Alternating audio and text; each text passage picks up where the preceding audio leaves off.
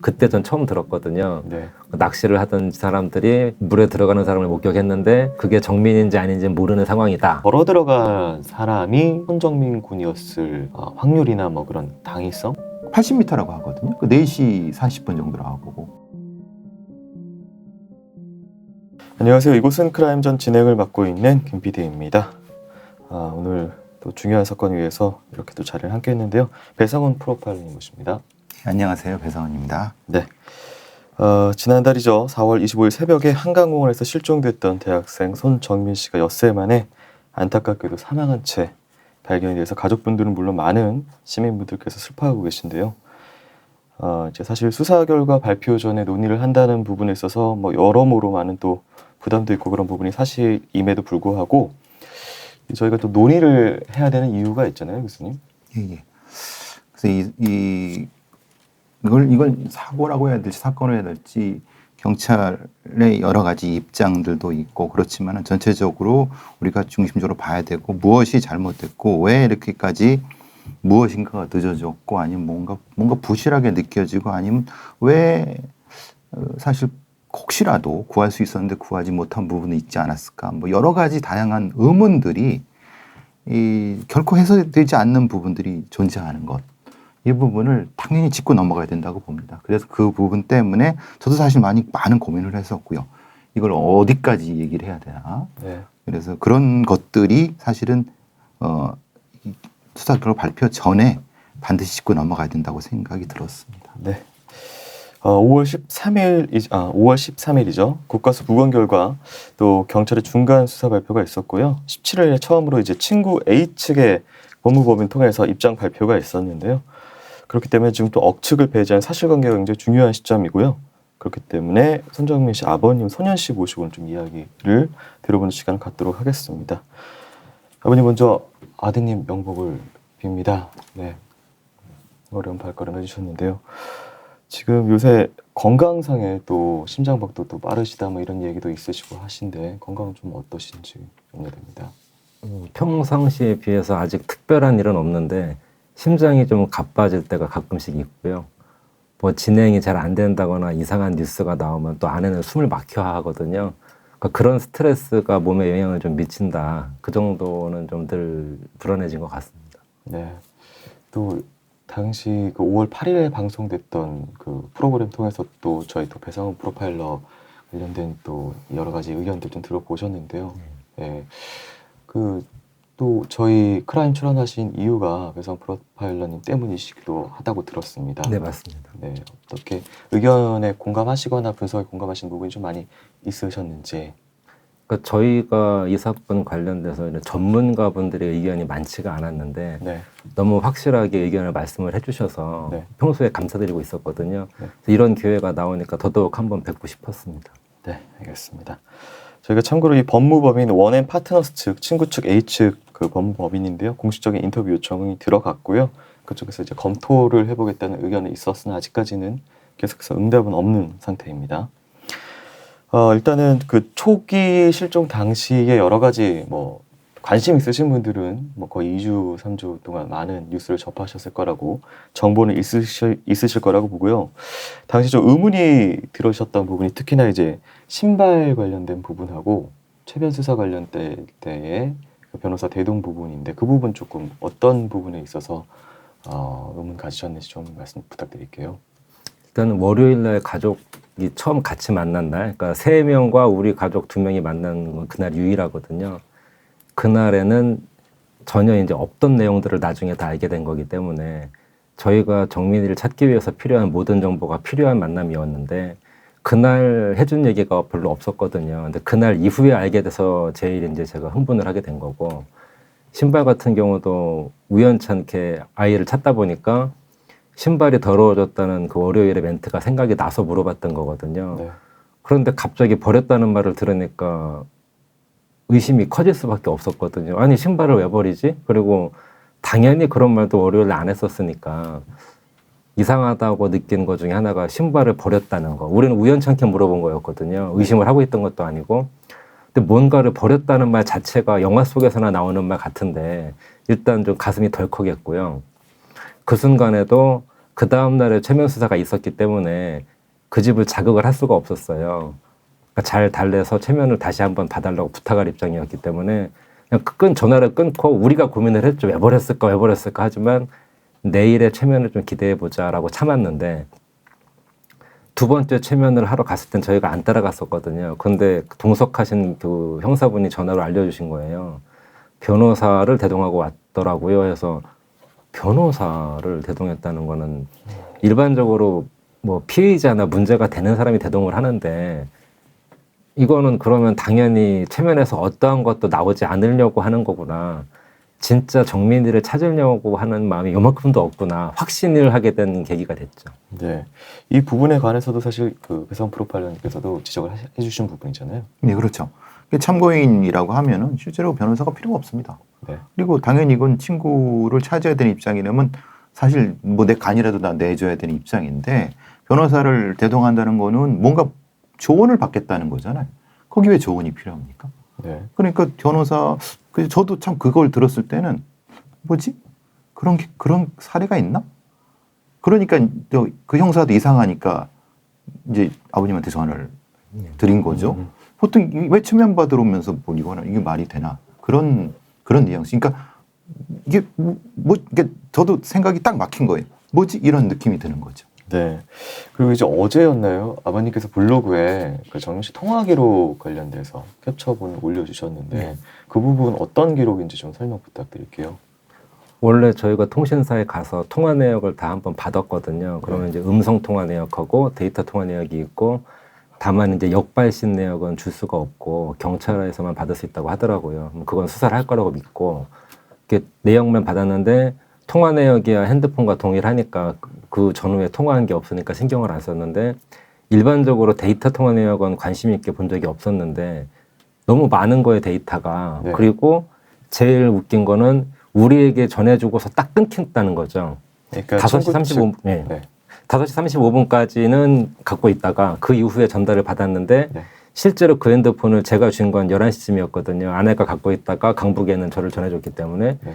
그 기간 동안에는 전혀 데이터 통화 내역이 없고 그 친구가 갔을 때까지는 많고 하다 보니까 순간적으로 이상하다는 생각이 먼저 들었고 다만 이제 뭐 백그라운드 활동이라든지 우리가 모르게 일어나는 활동이 있을 수 있으니까 일단은 좀 모르니까 두고 보고 경찰에서 당연히 수사할 거니까 이제 그냥 내버려 뒀던 거거든요. 네. 그럼 뭐 통신사에 물어볼 때는 본인들이 과금할 수 있는 근거를 남기기 때문에 어떤 URL에 들어갔는지 이런 걸 다 갖고 있는 건 다 제공한다고 들었으니까 네. 경찰 수사가 잘 일어날 것으로 보고 사실은 약간 접어뒀던 부분이거든요. 근데 경찰 수사 과정을 전혀 제가 모르다 보니 여기서 뭐가 있는지 없는지도 모르고 뭐든지 물어보면은 이제 뭐 열심히 하고 있다는 말씀만 하니까 그냥 마음 놓고 믿고 있기가 두려웠는데 어제 뜬금없이 그렇게 증인 얘기가 나오니까 네. 더 이상은 이거를 공개 안 할 수가 없을 것 같아서 공개를 한 거고 네. 사실은 제가 평일의 데이터하고도 비교를 해봤거든요. 갖고 계속 있었으니까. 네. 평일의 데이터와의 차이점은 채팅 데이터형은 계속 똑같아요. 그러니까 불규칙적으로 단속적으로 나오는 건 똑같은데 인터넷 접속은 안 나오더라고요. 네. 그러니까 24시간 동안 채팅은 계속 나오고 데이터 0이 나오는데 인터넷 접속은 없어요. 새벽에도. 네. 그러면 그거는 평상 때와는 다른 건 분명히 맞는 것 같은데 그 이상을 제가 수사할 수가 없으니까 그런 것들도 수사에서 밝혀주셨으면 좋겠습니다라는 생각이 든 거죠. 네, 알겠습니다. 이게 사실 이 핸드폰 같은 경우에는 친구 측 어머님이 주머니에서 발견을 했다라는 식으로 지금 그쪽에서 입장이 나오고 있는 상황이라서 사실 그렇다면 헷갈려서 가져간 그 핸드폰을 친구가 막 사용하고 그랬다면은 이게 말이 앞뒤가 안 맞지 않느냐라는 의견 쪽에 좀 있어서 이 데이터 사용량 관련해서 어떻게 보실까요? 그 시간 동안 네. 말 그대로 어떤 뭐 사이트에 들어갔건 네. 뭘 한 거죠. 네. 행위를 한 거죠. 그 시간대 그 행위를 할 수 있는 사람은 그걸 가지고 있는 사람밖에 없잖아요. 네. 그럼 그걸 했다는 것은 깨어 있다는 거, 본인이 깨어 있었다는 거, 네. 그걸 쓴 사람이 당연한 거 아닙니까? 네. 거기에 대한 건데 블랙아웃 상태에서 그걸 했나? 그러니까 그게 계속 의문이 드는 거죠. 그러니까 본인은 블랙아웃 됐다 그러고 이거를 쓴 흔적은 있고, 네. 그 정민 씨는 안 썼을 것이고, 네. 평소 패턴이 아니고 또 술에 취해 있는 상태였을 수 있으니까 그러면은 그 이거에 대한 설명이 필요한 거죠. 그래서 경찰에서는 거기에 대한 디지털 포렌식의 내역들이 흔히 말하는 히스토리가 나오게 되면은 네. 그리고 히스토리의 어떤 사이트에 추적이 되면은 그게 가능하다. 만약에 이게 또 다른 부분, 예를 들면 우리가 보이스톡 같은 거 있지 않습니까? 네. 텔레그램의 보이스톡 같은 거를 썼을 수 있다. 그러니까 일종의 그 보통 이건 뭐 다른 영역이지만은 그 이 통화 내역을 감추기 위해서 보이스톡을 사용해서 통화를 하는 거죠. 그리고 그걸 지우는 거죠. 그런 네. 방식도 가능하거든요. 일반 전화를 하면 통화 기록이 남기 때문에. 그렇죠. 예. 그건 데이터가 돼 버리니까. 네. 예. 그럴 때 가능성까지 열어두고 수사를 해야 된다는 그렇죠. 예. 의견이셨고요. 이제 시신 사실 발견 이후에 상흔 관련돼서 그리고 부검 결과 관련돼서도 이제 많은 사람들의 논박이 좀 있었습니다. 사실은 처음부터 어떤 강력 사건이다라고 생각하시지는 않으셨죠, 아버님? 네, 당연히 뭐 그렇게 생각을 안 하고 있었고요. 네. 정민이 시신을 발견하고 제가 봤을 때도 제가 두려웠던 건 얼굴 표정이었거든요. 마지막 모습을 담아둬야 되는데 이 방수포를 열었을 때 애가 고통에 일그러져 있는 표정을 보면 평생 남을까 봐 두려우면서 열었는데 그나마 얼굴이 평상시와 비슷해서 좀 다행이었고 네. 방수포에 피가 많이 묻어있길래 보니까 이제 머리에 상처가 보였었는데 뭐 당연히 그게 치명적이 아닌 건 알고 있었고 그게 중요하지는 않다고 하니까 그건 큰 의미는 두지는 않는데 그 다른 외상이 전혀 없다고 하니까 그리고 마지막 그 부검 결과서에서는 안 나왔던 것 같은데 1차 부검할 때 나오신 소견은 이제 뭐 뺨에 어떤 근육이 파열될 정도의 충격이 있었다는 말이 있었는데 그거 빼놓고는 아무런 외상이 없다고 하니 더더욱 어떻게 물에 들어갔는지가 궁금해지게 됐습니다. 네. 이 결과 놓고도 사실은 이제 뭐 어떤 친구 측의 입장을 뭐 좀 드는 사람은 이게 뭐 거봐라 그냥 이게 어떤 공격이 있었던 게 아니라 그냥 본인이 물에 빠져서 익사라고 나온 게 아니냐라고 하는데 이 해석은 굉장히 중요할 것 같다고요, 교수님. 그렇죠. 왜냐하면 그 우리가 지금 그 현장 자체를 그 쭉 보면은 저도 이제 그 방송 말씀드렸지만은 네. 실족해서 풍덩할 수 있는 위치가 있고 네. 거기 접근하게 되면은 접근하기 못하는 데가 있죠. 왜냐하면 돌도 있고 그러면 어두우니까 넘어질 수도 있고 뭐 여러 가지 상황도 있을 수 있고 아니면 아주 모래톱 쪽으로 갔다고 하면 모래톱에 관련된 형태의 거기 가보시면 나무 같은 것들 이런 것들이 많거든요. 네. 저 폐목 같은 것들이 그리고 여러 가지 그 상처가 날 수 있는 것이 많은데 그게 전혀 없다는 거는 그게 더 이상한 거예요. 왜냐하면 거긴 좀 있어야 되는 거예요. 왜냐하면 그 한강 뭐 아버님도 가보셨지만 이게 그러니까 그 상황에 대해서 그러면 설명이 있어야 된다는 거죠. 그러니까 시신이 너무 깨끗하다 아예 제로라는 것 자체도 문제인 거고 네. 적절한 형태의 현장 상황과 맞아야 된다는 거예요. 그러니까 몸의 다른 부분에도 같이 나 있어야 될 어떤 그렇죠. 흔적들이 없다. 그런 형태가 되는 거죠. 네. 그럼 그거에 대한 설명이 필요한 부분인 거죠. 그리고 이제 이게 치명적인 상처가 아닌 상태인데 문제는 만약에 일정 정도의 음주 있는 상태에 네. 비쳐갖고 상처가 플러스가 되면 그게 치명적이지, 그러니까 보통 때 치명적이지 않을 수 있지만은 그 상황엔 치명적일 수 있는 거죠. 네. 왜냐하면 그것은 몸을 가누지 못하는 상태에서 이동할 수 있는 형태의 상처니까. 네. 그러니까 그런 것도 종합적으로 고려해 봐야 되는 거지. 그러니까 이제 저는 부검 감정서를 보고 좀 놀랬던 건 그런 거죠. 연결을 시키지 않고 독립적으로 본다. 이건 치명적이니까 이건 빼. 이건 빼. 근데 사실 사건이라는 것은 이것은 같이 봐야 되는 거거든요. 네. 같이 봐서 익사란 말은 아무 의미가 없습니다. 왜냐하면 익사는 물에 들어가 죽었다는 거지 그걸 왜 들어갔고 어떻게 들어갔는지에 대한 설명이 있어야지 사인이 나오는 거죠. 네. 그러니까 저는 그런 생각이 들었어요. 저런 허술한 부검 감정서를 누가 썼지? 솔직히 저는 그런 생각이 들었습니다. 네.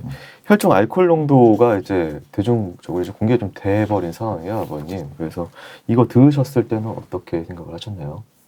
거기에 대해서는 드릴 말씀이 좀 많은데 네. 일단은 경찰에서 공개를 안 하고 저한테만 변호사를 통해서 알려주셨기 때문에 저도 그날 15통의 전화 인터뷰를 다 하면서 한 번도 숫자를 얘기한 적이 없습니다. 네. 숫자가 공개된 거는 분명히 경찰이 공개한 거거든요. 네. 그 숫자를 처음 오픈한 방송사에 경찰이 준 거예요. 저는 왜냐하면 아무 얘기도 얘기 안 했기 때문에 우리 아내도 모른단 말이죠. 네.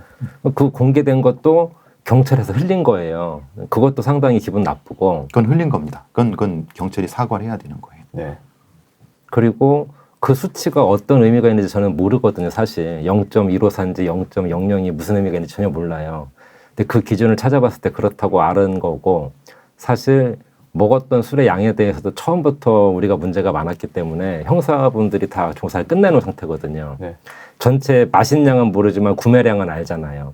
그건 이미 다 확정돼 있는 건데 그것도 나중에 오픈이 됐거든요. 특히 2시 18분에 사진이 오픈된 날, 그날 그 사진이 상당히 의미가 있는 사진인데 그 사진을 덮으려고 하는 듯이 갑자기 9병이 등장하고 술을 많이 먹었다는 식으로 사진을 덮어버리는 느낌을 많이 받았거든요. 네. 그리고 그 술의 양이 평소에 친구들과 들어보거나 누구에게 들어가도 우리 아들은 소주를 먹고 친구는 청아와 막걸리를 먹은 건 명확하거든요. 근데 우리 아들의 혈중 알코올 농도는 뭐 5일이 지났으니까 그것도 있다고 하지만 소주를 어쨌든 서너 병 먹은 양은 대충 맞을 것 같은데 같이 있던 친구는 청아와 막걸리 먹었기 때문에 동등의 양이라고 해석될 수가 없거든요. 그래서 그 친구가 0.154인 건 아니란 말이죠. 근데 네. 마치 그 친구도 비슷하게 나눠 먹은 것처럼 흐려지는데 네. 전체 구매량을 나눠 마신 게 아니라 소주와 청아 막걸리가 분리가 된 거거든요. 네. 계산하려면 청아와 막걸리의 총량을 다 먹었다고 해도 그 소주 4병의 혈중 알코올이 나올 수가 없는데 마치 술을 똑같이 많이 마셔서 그날 그렇게 기억을 못한다는 식으로 몰아가는 느낌이 상당히 기분 나쁘고요. 네. 청아와 막걸리만 먹었다고는 본인도 얘기했고 친구들 얘기한단 말이죠. 그 양을 계산했을 때는 당연히 그 혈중 알코올이 안 나왔을 거고 그 내내 기억을 못한다는 것도 말도 안 되고 더군다나 토했다고 하면 더 오히려 더 좋아졌을 텐데 핵심적인 기간은 전부 다 술 먹고 기억이 안 난다고 말하는 거를 말이 안 되는데 마치 그 혈중 알코올과 같다는 쪽으로 몰고 가는 것 같아서 섭섭하죠. 네. 이거는 사실 심각한 문제입니다. 네. 왜냐하면 사실 뭐 저도 경찰 생활을 해왔지만은 이 표현이 좀 죄송합니다. 경찰 애들이 이런 짓을 많이 합니다. 언론에 그러니까 이제 네. 흘리는 거죠. 자기들의 그 포맷을 짜놓고 흘리는 거죠. 그러면 기자들하고 이제 백브리핑은 아닌데 그냥 사석에서 얘기를 하면서 하면은 그 사건이 그렇게 전개되길 바라는 느낌인 거예요. 그런 짓은 절대 하면 안 되는 거거든요. 그 일종의 여론 형성. 그렇죠. 왜냐하면 자기들이 생각한 포맷을 가지고 써주길 바라는 거죠. 그 자연스럽게 기자들은 느낌을 알아요. 아, 얘가 이걸 원하는구나. 근데 그게 뭐 법으로 문제가 돼 있냐? 그건 안 돼요. 아니에요. 그러니까 근데 문제는 사건의 흐름을 이쪽으로 가버리게 만드니까 네. 그럼 이제 이 진실 규명에 방해를 하는 거죠. 그러면 안 되는 거거든요. 이게 사실 사진이 쪼그리고 앉아서 친구 A군이라고 지칭을 하는 그 친구가 쪼그리고 앉아서 약간 어떻게 보면 정신을 잃은 듯해 보이는 손정민 군 주머니를 뭔가 뒤지는 듯한 장면이 이게 과연 블랙아웃 된 사람이 뭐 이런 쪼그리고 앉아서 저런 자세로 저렇게 하고 이후에 뭔가 데이터 사용량도 있고 이런 부분에 대해서 연결점에서 의혹을 갖는 부분들이 있거든요. 그렇죠. 네. 그건 뭐 저도 그렇지만 많은 사람들이 의혹을 갖는 부분인 거죠. 네. 그러니까 우리가 블랙아웃이라고 하면은 하나의 행동은 가능하다고 봅니다. 그러니까 걸어가거나 네. 아니면 뭔가 그러니까 걸어가서 기억이 안 나고 전화 한 번 할 때 이런 거는 기억이지만 연결된 두세 가지의 행동이 합쳐진 블랙아웃이라는 건 사실은 그건 불가능한 부분인데 네. 지금 세 가지 정도가 블랙아웃이라고 해버리니까 이걸 이런 막무가내가 있나 이런 생각이 드는 거죠. 이게 좀 답답한 부분인 겁니다. 네, 이거 조금 전에 아버님께서 말씀하신 경찰 쪽에 아마 소스 같긴 한데 목격자가 나타났다는 이 언론 보도가 나오는 것 시점도 사실은 좀 이게 묘한 지점이 있어서 아버님께서 좀 화가 나셨다 말씀하셨는데요.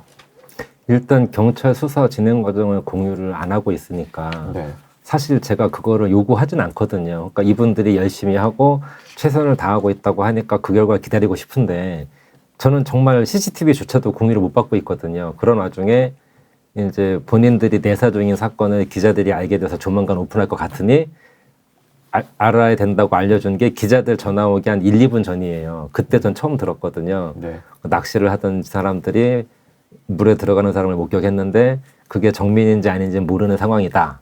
근데 기자들이 전화할 거니까 대비해라 라고 하고 바로 기자분들이 전화하기 시작했기 때문에 저는 내용을 모르는 상태에서 전화를 받아야 됐거든요. 그럼 당연히 이제 사실은 정민이를 찾는 동안에 낚시꾼들을 제가 찾아다녔어요. 왜냐면 그 시간에 정민이를 볼 수도 있다고 생각해서 샅샅이 새벽에도 뒤졌거든요. 한 명 찾기도 힘든데 한두 명은 볼 수 있는데 제가 일주일 동안 찾아도 7명을 본, 총 누계수가 7명이 안 되는데 7명이 있다는 거 이상했고, 그 차가운 물에 들어간다는 거 이상하고, 우리 아들 옷 다 입고 있었는데 그 상태로 수영했다는 것도 이상하고, 우리 아들이 수영을 할 리도 없어서 걱정을 한 게 아니라 아예 그 무시할 정도의 증언이라 신경을 안 쓰고 있거든요. 근데 다만 이제 그게 막 속보로 나오고 하니까 기가 막힐 뿐이지, 네. 저로서는 뭐 일고의 가치도 없는 증언이라 신경은 안 씁니다. 다만 기분이 좀 나쁠 뿐인 거죠. 네네. 경찰에서 그쪽에 또 넘겨준 거죠, 기자들한테. 네. 그죠. 뭐 알 수 있는 방법은 없으니까요. 수사 그죠. 내용에 대해서. 그것도 그렇게 네. 그러면 안 되는 거죠. 좀 답답한 행동들을 하고 있으니까 이 한쪽으로는 진실 규명한다고 하고 그런 행동을 하니까 경찰들이 그러니까 이 신뢰를 못 받는 거 아닙니까? 이제 저도 계속 이제 우리 피디님하고도 말씀 나눴지만은 누군가 나타날 거다. 왜냐하면 거기는 이 낚시꾼들이 있는데, 네. 근데 지금 경찰의 상황을 보면 12일부터 확인을 한 것 같아요. 12일부터 그 저기 조사를 계속했다 그러더라고요. 네네. 12일부터 14일까지. 그러니까 네. 지금 오늘 19일이니까 일주일 전부터 낚시꾼들을 소환해서 이제 계속 본 거예요. 그러니까 그거 본 이유는 그러니까 블랙박스에 있는 그러니까 저기 거기에 있는 뭐죠? 그 차 주차장에 있는 걸 다 뒤져 갖고 네. 일일이 연락을 해서 당신 뭐 관련된 거 있습니까? 블랙박스 제출해 주십시오. 이렇게 했을 거란 말이에요. 네. 그럼 그때 이미 들었겠죠. 12일 날. 네. 그러면 그때 얘기를 들었겠죠. 그러면 일주일 동안 뭐가 진행됐는지에 대한 부분이 사실은 전 궁금해요. 네. 그러니까 12일부터 14일까지 그걸 의견을 종합했다 그러는데 문제는 5명이 그게 뭐라는 같이 이렇게 낚시했던 사람들이라고 그렇게 들었거든요. 네. 그럼 뭘 확인하려고 하는지 모르겠네요, 저는. 이게 이제 이 사람들이 못 걷겠다라는 것에 대해서도 좀 많은 분들께서 궁금해하고 계세요. 그래서 어쨌든 아버님께서는 아예 신경을 안 쓰시긴 하지만 사실 이게 확인을 해봐야 되는 부분은 있는데, 지금 어쨌든 물에 본인의 의사로 들어갔냐 안 들어갔냐 막 이런 것도 있지만 이제 그 지형상의 문제 같은 부분이 좀 있잖아요. 그래서 원래 이제 술을 마셨다는 부분, 이동했다고 추정되는 뭐 이런 곳들, 그 다음에 지금 바위가 깔려 있는 곳하고 낚시하는 위치, 이런 것들을 좀 종합을 했을 때 지금 이 물에 걸어 들어간 사람이 손정민 군이었을 확률이나 뭐 그런 당위성 뭐 이런 것들이 있을까요? 저는 아버님 같은 의견입니다. 저는 다른 사람이라고 생각을 해요. 네. 아니면 뭔가 착각을 했거나 그 낚시꾼들이 예. 80m라고 하거든요. 네. 그 4시 40분 정도라고 하고 어둠이 어스름하고 조금 밝을 수도 있어요. 그런데 그 얘기를 정확히 이제 뭐 재구성을 해봤다고 하더라고요. 아까 기사 보니까 소리도 들리고 뭐 그런다고 하더라고요. 네. 근데 그걸 사람으로 확정할 수가 있나? 저는 그래서 조금 더 수사가 더 진행돼야 될 거라고 저는 생각을 했어요. 그냥 이대로 그냥 이런 식으로 기사가 나가도록 하는 건 아닌 것 같아요. 네. 그러니까 아예 그러면 이거를 밝히지 않고 수사 발표할 때 해든가. 이거는 지금 이 기사를 본 사람들은 손정민 씨 맞네. 이렇게 물에 들어가는 이렇게 형성이 되어 버리잖아요. 그런 분들 꽤 있더라고요. 그러니까. 네, 알겠습니다. 또 한 가지 이제 입장문 관련돼서도 많은 할 말이 있으실 텐데 5월 17일 날 입장문 발표가 있었고요. 굉장히 또 제가 읽은 바에 의하면 굉장히 정리가 잘 되어 있다라고 느끼는 그 나름대로 그쪽에서 고뇌해서 쓴 듯한 그런 입장문이 또 보이는데, 입장문을 보시고 어떤 생각이 드셨는지 여쭤보면. 제가 일요일 날 블로그를 쓸 때 네. 차주에 출근하니까 준비하고 있다고 했거든요. 네. 요일을 특정하지 않았어요. 그러니까 대부분의 분들이 월요일 날 출근하는 걸로 생각을 했거든요. 그 사람들도 그걸 맞춘 것처럼 월요일 아침에 그걸 오픈을 했더라고요. 저는 아직 출근 안 했거든요. 월요일 아침에 자고 있는데 또 언론사에서 전화가 온 거예요. 입장문 발표했는데 아시냐고. 당연히 모르죠. 그 입장문을 거꾸로 언론사에 받아야 저도 준비를 할 거 아니에요. 그러니까 좀 이따 전화하라고 일단 보내라고. 아침부터 그 입장문을 보고 또 이제 15통의 전화가 계속 올 거 아니에요. 입장문에 대해서. 그러니까 저는 그거를 일단 우리가 한일 간에 어떤 분쟁이 있는데 일본이 한국에 사죄를 해야 되는데 유엔의 입장문을 낸 거라고 생각을 하거든요. 네. 저희한테 단 한 번도 사과의 의사를 밝히거나 이렇게 한 적이 없는 사람들이에요. 근데 입장문을 언론에 냈고 나중에 KBS 분 기자 보니까 무슨 단톡방에다 기자를 관리하는 식으로 해서 만들었다고 하던데 그러니까 저희하고는 전혀 상관이 없는 거잖아요. 우리에게 사죄하고 할 마음도 하나도 없는 거고 언론 플레이를 하면서 입장문을 낸 거기 때문에 우리한테 준 게 아니니까 사실 저는 우리한테 온 게 아니기 때문에 의견을 낼 것도 없어요. 입장문을 봤을 때의 심정은 우리한테는 사과도 안 하면서 이런 걸 왜 내나 신경을 안 쓰고 싶은데 어제 블로그에 올린 것처럼 내용이 틀려. 네. 그럼 그거를 제가 또 일일이 반박하면 너무 유치하잖아요. 그래서 제가 사실 이것도 마찬가지로 일고의 가치도 없는데 우리한테 한 게 아니니까 우리한테 했으면 뭐라고 얘기라도 할 텐데 언론에 보낸 거에 대해서 의견을 물어보신다고 하면 아까 말한 대로 일본이 한국에 사과해야 되는데 유엔에 입장문을 낸 거랑 똑같아서 네. 한국 입장에서 그럴 때 어떻게 될지 그런 관점으로 생각을 하시면 맞을 것 같고 네. 내용도 틀리더라. 네. 그런 거죠. 알겠습니다. 그 왜 나온지는 저는 맥락을 이해할 것 같아요. 네. 왜냐면 거기 속에 나온 게 뭐냐면 그 토요일 날 일요일 날그 공중파의 그 탐사 보도 프로그램에서 그걸 재연을 했어요. 네. 그러니까 실족사였을 가능성이 재연했어요. 또 하필 또 제가 거기에 그 인터뷰를 해줬거든요. 네. 그래서 그걸로 재구성을 했어요. 이게 사실은 이게 불가능한 부분이 있다라고 해버리니까 그러니까 그걸 보고 입장문을 냈다는 거예요. 말하자면 그러니까 설명해야 될 부분이 있다라고 네. 하고 그러니까 이거는 이제 변호사 입장에서 낸 거죠. 그러니까 사실은 아버님이 대답하실 필요는 전혀 없는 거죠. 왜냐하면 이건 변호사의 법적인 대응에 대한 대응이니까. 그러니까 이제 뭐 이게 그렇게 갈 작정을 하고 있구나라는 네. 생각이 든 거죠. 교수님께서는 읽어보시고 의문을 이 사건을 계속 지켜보시면서 의문을 가지셨던 부분들이 있으셨잖아요. 근데 그 부분들에 대해서 이 정도의 입장이면은 이건 납득이 된다라고 하셨던 부분이 있으신가요? 글쎄요. 그러니까 전체적으로 핵심적으로에 대한 내용은 빠진 거죠. 네. 블랙아웃으로 생각이 안 난다는 거예요. 안 난다는 거고 나머지는 그냥 지금까지 나온 언론 기사 정도의 해명이에요. 네. 저도 사실은 그 특별한 가치가 없다고 봐요. 그냥 해명이죠. 그냥 해명도 어스름한 해명이죠. 네. 명확히 해명인 것이 아니라. 그래서 이거는 저는 뭘 하려고 이런 걸 낸 거지? 이라는 생각이 들었어요, 일단. 네.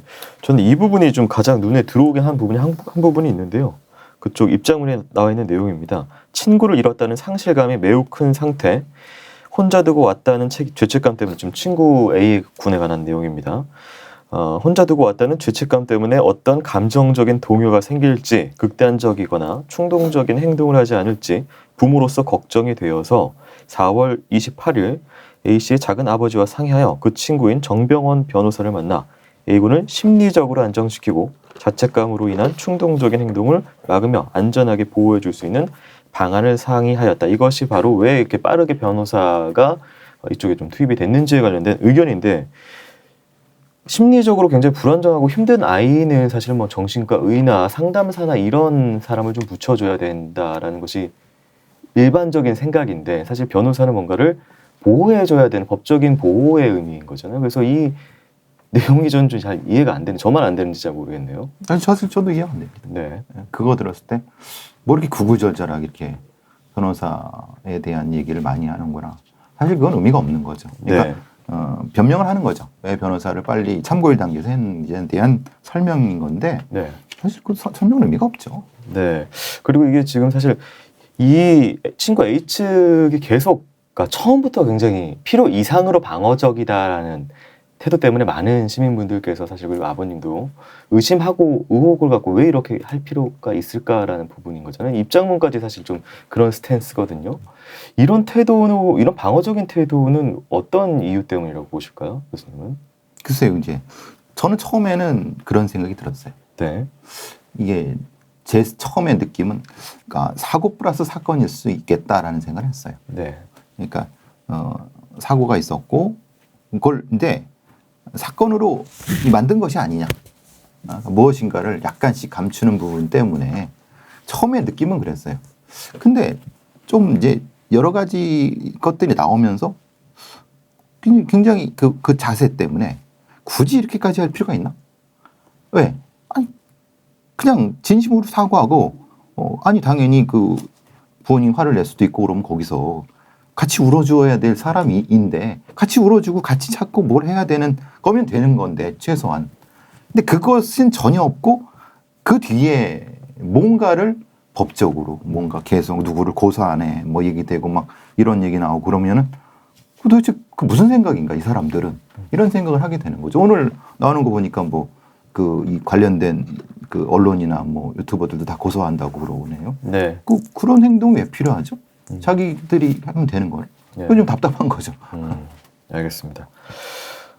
지금 어쨌든 계속해서 그 경찰 쪽 지금 뭐 기자들한테 뭔가 좀 소스를 주는 부분도 그렇고 친구 측이나 그쪽 법무법인의 입장도 그렇고 사실은 굉장히 좀 아버님 많이 힘들게 하는 뭐 그런 상황이실 것 같은데 좀 수사 앞으로 그렇다면 이제 경찰 수사와 그 좀 바라는 점 그런 것들이 좀 있으시다면요. 저는 어쨌든 업무에 복귀도 해야 되고 네. 우리야말로 이제 아들이 없어져서 정상적인 상황으로 돌아갈 수 없는 사람이거든요, 영원히. 네. 그런데 뭐 그쪽에서 정상적인 활동을 운운하는 자체가 저희를 더 가슴 아프게 하는 건데 경찰 수사를 믿고 우리 가족이 신경을 안 쓸 수 있으면 좋은데 경찰 수사를 믿는 쪽은 여기거든요. 경찰 수사 결과를 기다리면 된다잖아요. 네.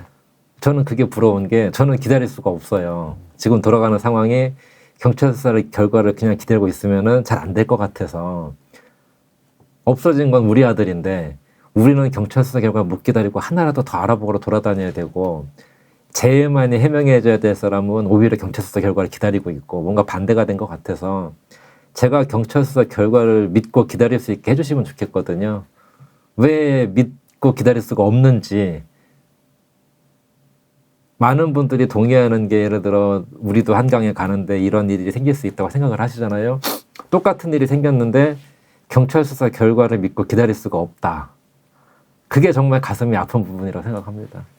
믿고 기다리고 싶어요, 저는. 정말 그러고 싶거든요.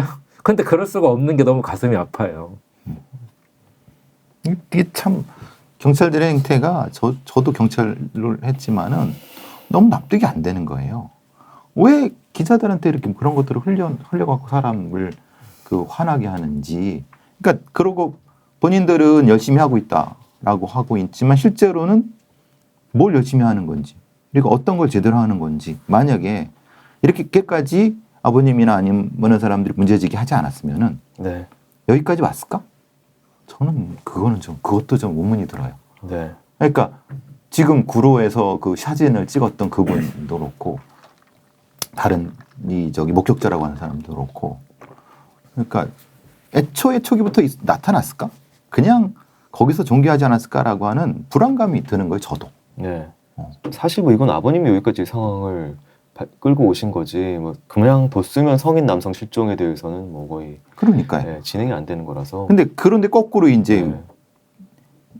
아버님이나 아니면 이런 문제 제기하는 사람을 비난하는 거예요. 네. 왜 가만히 있지? 가만 좀 지켜보지라고 하는 거예요. 솔직히 누가 할 얘기인지 모르겠어요. 저도 이 답답함이 있는 거죠.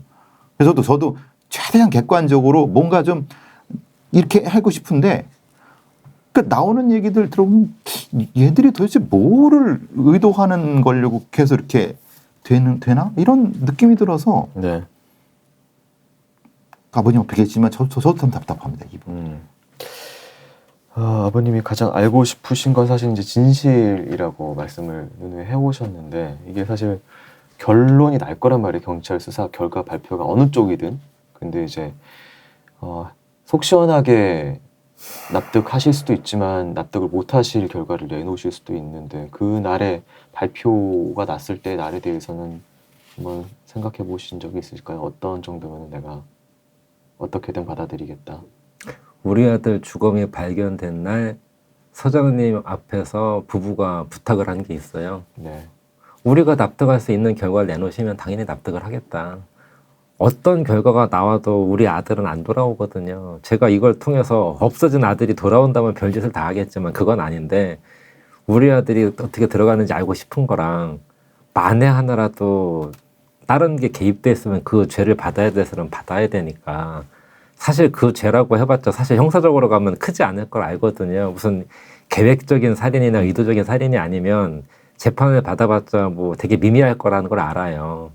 하지만 그렇게 잘못한 건 당연히 대가를 치러야 되니까 그게 밝혀지면 좋은데 어떤 결과가 나왔을 때 저뿐만이 아니라 이미 많은 분들이 관심을 가지고 있는데 납득이 안 된다. 아니면 추정된다. 이런 식으로 끝나버리면 저는 이제 그 가능성을 처음부터 늘 염두에 두고 있었고 당연히 뭐 그건 납득을 못할 뿐이고 그래서 제가 뭐 공소시효를 알아보든 여러 가지를 알아보는 이유가 나중에 뭐 재수사 요청을 하든 절대로 한 번에 안 끝나고 이 일에 관련된 사람들이 오히려 저는 그렇게 생각을 하거든요. 형사적인 처벌은 크지 않다고 봐요. 근데 그 기간이 길거나 정말 공소시효가 끝날 때까지는 마음 편히 못 사는 거. 그게 오히려 더 심리적인 처벌이라고 생각을 하기 때문에 실제 이런 결과보다 그 기간 동안 이 사람이 발 뻗고 못 자고 인생을 괴롭히하는 그게 처벌이라고 생각을 하지. 이게 질질질 끌어서 정말 만약에 뭐 형사처벌까지 올라가서 1심, 2심, 3심 가서 결과가 나왔다. 별거 아닌 거 저도 알거든요. 그 기간 동안 힘들 거고 마음 푹 놓지 못하게 하는 거. 그게 전 처벌이라고 생각을 하기 때문에 경찰에서 할 건 경찰에서 하고 안 그럴 경우는 제가 생각하는 그런 걸 하기 때문에 그런 대가를 치러야 된다고 생각을 하거든요. 관련된 사람이 있다면. 있다면요. 예. 네, 알겠습니다. 그래서 뭐 저희 좀 마무리를 이제 해야 되는 상황인데 이게 사실 그 빈 시간대가 도저히 지금 안 밝혀지고 있고 계속 경찰에서도 뭘 언론에 뭐 증인이 나타났다 뭐라고 하지만 확정해서는 계속 말을 못 하고 있는 상황이고 뭐 그런 상황이란 말이에요. 어떤 부분이 해소돼야지 뭐 시민분들, 정민군 그리고 정민군 아버님 납득할 수가 있을까요? 그러니까 경찰에서 수사당국에서 최선을 다하시는 것 같아요. 그런데 간혹 가다가 쓸데없는 짓을 해서 사람 속을 뒤집어 놓는다는 거죠. 그런 거는 통제할 수 있잖아요. 경찰이 조직이니까. 그런 건 통제를 해야 되는 거고. 그리고 객관적으로 명명백백하게 최선을 다해서 수사를 해라. 근데 지금 의문이 제기되고 있는 부분에 대해서 충실하게 하면은 될 거를 왜 이렇게 늘어지고 늦추고 이런 부분들이 보이면은 그건 경찰 스스로도 욕을 먹는 거다. 스스로 자기를 깎아먹는 거다. 어쨌든 그 시간대가 저는 처음 해봤을 때 그 이 3시, 4시 사이보다 조금 이제 확장된 개념이에요. 네. 5시까지 그리고 6시까지도 확장돼야 될 것 같아요. 조금 더 제로 베이스에서 다시 한번 봐야 될 것 같다는 생각이 들어요. 그러니까 시야를 우리가 좁혀놨는데 네. 좀 넓혀갖고 그리고 관련된 사람들을 다 일일이 다 소환해갖고 네. 강제 수사가 돼야 될 거라고 봐요. 네. 지금은 그냥 참고인 정도였는데 거기까지 한다고 하면은 지금보다 조금 더 진전된 결과가 나오지 않을까 싶습니다. 네, 알겠습니다. 저희가 아버님이 지금 이렇게 심정을 제가 감히 헤아릴 수도 없는 상황에서 이렇게 모시기 죄송스럽긴 했으나 지금 뭐 계속해서 이런 언론에 뭐 증인 관련된 뉴스가 나오고 이런 상황이어서 아무래도 한 번이라도 더 아버님의 입을 통해서 입장을 좀 전달 드려야 되는 게 맞다고 보고 오늘 뭐 구구절절하게 어떤 상황에 대해서 저희가 뭐 분석을 하거나 그런 시간은 아니었으나 충분히 어떤 맥락은 좀 전달되는 시간이 아니었나 좀 싶습니다. 마지막으로 이제 어려운 발걸음 해주신 아버님 정말 감사드리고 다시 한번 또 손정민 군 이런 부분 좀 같이 빌도록 하겠습니다. 네, 감사합니다. 고맙습니다. 감사합니다. 자, 오늘 저희가 준비한 크라임 뭐 이렇게 마치도록 하겠습니다. 교수님도 수고 많으셨습니다. 네, 수고하셨습니다.